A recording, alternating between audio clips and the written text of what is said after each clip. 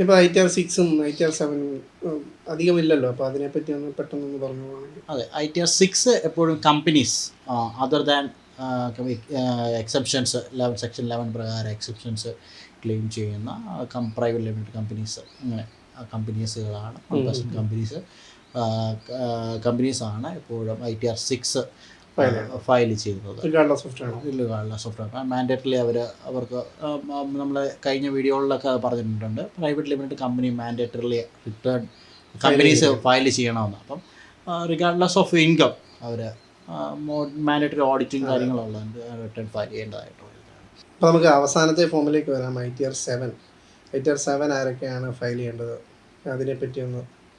തീർച്ചയായിട്ടും entities claiming 139(4)A പ്രകാരം, 4B പ്രകാരം, 4C 4D പ്രകാരമുള്ള എൻറ്റിറ്റീസാണ് ITR 7 ഫയൽ ചെയ്യുന്നത്. കുറച്ചുകൂടെ സിംപ്ലിഫൈഡ് ആയിട്ട് പറഞ്ഞാൽ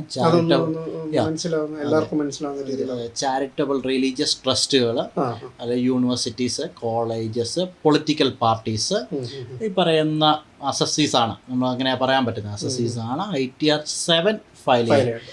അപ്പം